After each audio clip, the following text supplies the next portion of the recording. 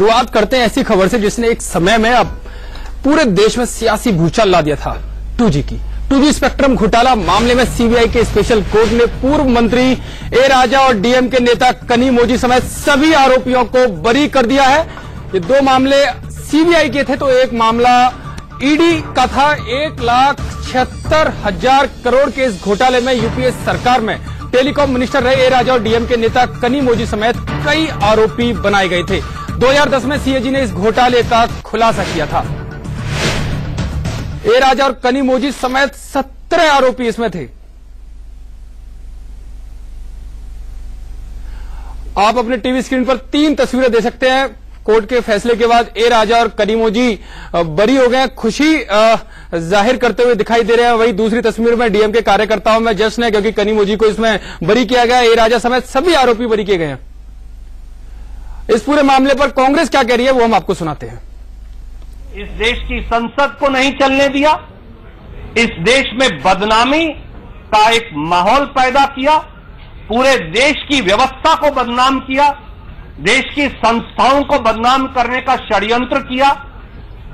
विनोद राय के साथ मिलकर जिस प्रकार से भारतीय जनता पार्टी ने षड्यंत्रकारी खेल, जिससे इस देश की अर्थव्यवस्था को और देश को नुकसान हुआ, उसके लिए मोदी जी और भारतीय जनता पार्टी को देश को जवाब तो देना पड़ेगा। Sir, Arun Jaitley said just a few minutes ago, he's also given a soundbite to us, that Congress party should not wear this verdict as a badge of honor because the policy, the allocation policy was a corrupt policy. Just adding to that, he says that the investigative agencies are going to have a closer look at it because the Supreme Court had only appointed the prosecutor in the case. एक पुरानी कहावत है कि सियानी बिल्ली खंबा नोचे। वित्त मंत्री श्री अरुण जेटली जी जो झूठों के सरदार हैं, आज उनकी यही हालत है क्योंकि झूठों की सरदारी और सरकार की जिम्मेवारी में यही अंतर है जो सच का आईना आज उनको अदालत ने दिखाया है। हम श्री अरुण जेटली जी से पूछते हैं, उनके कार्यकाल में 3 घोटाले सीएजी सामने लेकर आया। एक 46,000 करोड़ का घोटाला जो कांग्रेस ने उजागर किया, एक 23,821 करोड़ रुपए का घोटाला जो कांग्रेस ने उजागर किया कैग की रिपोर्ट के आधार पर, और एक जो 4 दिन पहले कैग की रिपोर्ट आई है जो 2,500 करोड़ का घोटाला कैग ने बताया है स्पेक्ट्रम की रिकवरी में। क्या इसके लिए अरुण जेटली जी जिम्मेवारी लेंगे? क्या जांच करवाएंगे? क्या उन्होंने 43 महीने में इन टेलीफोन स्पेक्ट्रम घोटाले की जांच करवाई, वो पैसा जनता का वापस रिकवर करवाया? और आज मैं फिर ये दोहराता हूं, जब श्री अरुण जेटली और श्री नरेंद्र मोदी जी ने झूठे इल्जामात घड़े श्री विनोद राय के साथ मिलकर, तो कांग्रेस ने फिर भी प्रजातंत्र की जवाबदेही को सुनिश्चित करते हुए कार्रवाई की थी।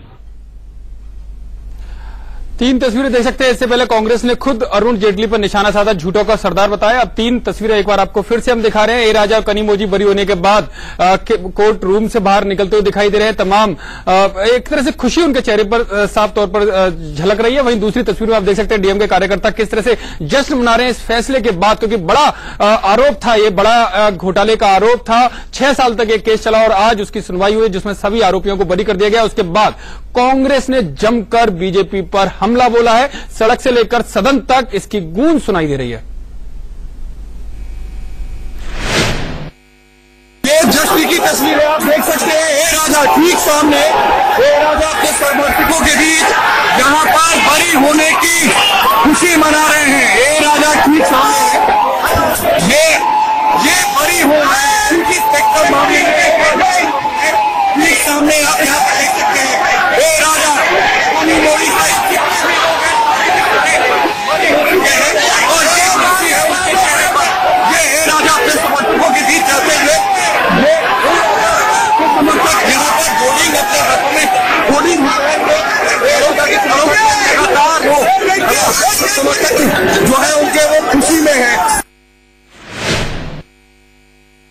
हमारे साथ विजय अग्रवाल हैं। 2G घोटाला मामले में आज सभी आरोपियों को बरी कर दिया गया है। आरोपियों के वकील हैं। एक बड़ी जीत जी। और कोर्ट ने कहा कि I have no hesitation in holding that the prosecution has miserably failed to prove any of its charges and my friend for the ED case, please hear him.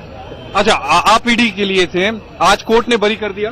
हाँ जी, खुशी है, बहुत ज्यादा खुशी है सर। लेकिन जो सीबीआई की थ्योरी थी कि 30,000 करोड़ का घोटाला हुआ है, वो सारा धराशायी हो गया। पूरा धाराशायी हो गया। जैसे बॉफर्स केस था, जैसे आरुषि केस था, इसीलिए केस को शुरू में बड़ा बना दिया जाता है और होता केस में कुछ नहीं है। इसका मतलब कोई 2G घोटाला हुआ ही नहीं? कोई 2G घोटाला हुआ ही नहीं। It was in the interest of the country. अच्छा, जिस समय ऑर्डर प्रोनाउंस किया जा रहा था, उस समय क्या आपके दिमाग में चल रहा था?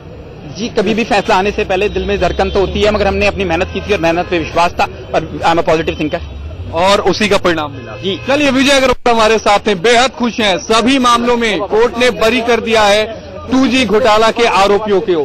कैमरामैन कृपाल के साथ Ashish Sinha, India News, Delhi. press meet.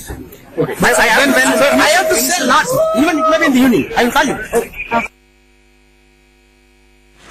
2G मामले में सभी आरोपियों को बरी कर दिया गया। हमारे साथ बातचीत करने के लिए पूर्व केंद्रीय मंत्री और कांग्रेस के वरिष्ठ नेता कपिल सिब्बल साहब हैं।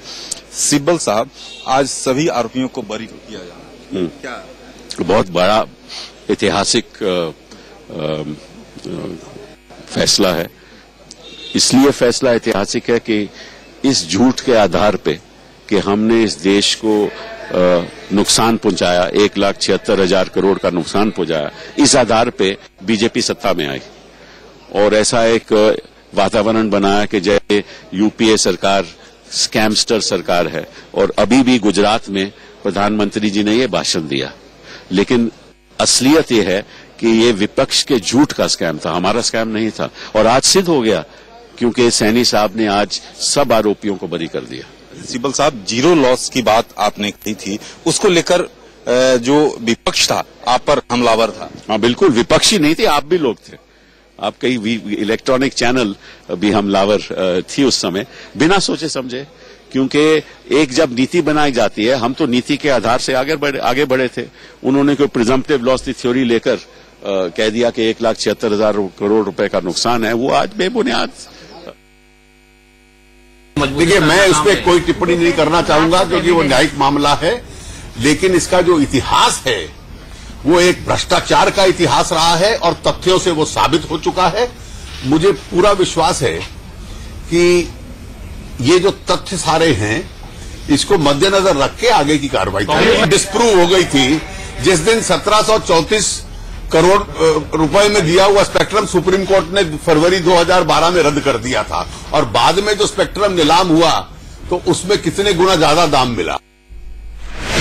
तो जहां कांग्रेस इसको एक ऐतिहासिक फैसला बता रही है और साफ तौर पर बीजेपी पर निशाना साध रही है कि एक सोची समझी रणनीति के तहत यूपीए सरकार को बदनाम किया गया, वहीं बीजेपी की तरफ से कहना है कि सब कुछ तथ्य सामने है। हालांकि उनको न्यायिक आदेश पर कुछ नहीं कहना है, लेकिन जनता के सामने सारे तथ्य आ गए थे।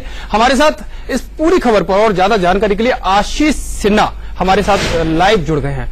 आशीष, अगर बात करें, क्योंकि कोर्ट ने तो सारे लोगों को आरोपी कर दिया, एक बड़ा दिन विपक्ष के लिए कह सकते हैं, क्योंकि इन्हीं आरोपों पर यूपीए सरकार धराशायी हुई थी, लेकिन फिर इतना बड़ा घोटाला, आखिर इसके लिए जिम्मेदार कौन है? क्या कोर्ट ने इस बारे में कुछ बोला है? देखिए, कोर्ट के 1552 पेज की कॉपी आ चुकी है। कोर्ट ने अपने फैसले में कहा है कि रिकॉर्ड में ऐसा कोई सबूत नहीं जो अपराधियों के अपराध को साबित कर सके। फिर चाहे वो कट ऑफ डेट की बात हो फिक्स करने की, पहले आओ पहले पाओ की नीति की बात हो, मैनिपुलेशन का मामला हो, या फिर कंपनियों को स्पेक्ट्रम देने का मामला हो, और जो बार बार ये कहा जा रहा था कि 200 करोड़ रुपए की रिश्वत दी गई है कलंगनार टीवी को, वो मामला हो। इन सभी मामलों को साबित करने में सीबीआई नाकाम रही है। कोर्ट ने अपने फैसले में यह भी कहा है कि इस केस में आरोप पत्र ऑफिशियल रिकॉर्डिंग की मिस रीडिंग है, चुनिंदा रिकॉर्डिंग और संदर्भ से हटकर है। और अंत में कोर्ट ये कहता है कि मुझे ये कहने में बिल्कुल संकोच नहीं हो रहा है कि आरोपियों के खिलाफ सीबीआई आरोप साबित करने में नाकाम रही है और ये वेल कोरियोग्राफ एक चार्जशीट दाखिल की गई है। सीबीआई की जांच पर सवाल उठाएं, यानी यतेंद्र जिसे सीएजी ने घोटाला माना, जिसे सीबीआई ने घोटाला माना, और कोर्ट ने आज उसे घोटाला नहीं माना और सभी आरोपियों को बरी कर दिया। चलिए, बहुत बहुत धन्यवाद आशीष इस पूरी जानकारी के लिए। आशीष मिलत, कोर्ट का साफ तौर पर लोगों को बरी किया, यानी कि घोटाला हुआ ही नहीं है, इसको लेकर एक प्रश्न खड़ा हो गया, क्योंकि ईडी और सीबीआई का आरोप है कि घोटाला हुआ है। सीएजी ने अपनी रिपोर्ट में माना, लेकिन कोर्ट ने आज उन तमाम आरोपों को नकारते हुए आज सभी आरोपियों को बरी कर दिया है।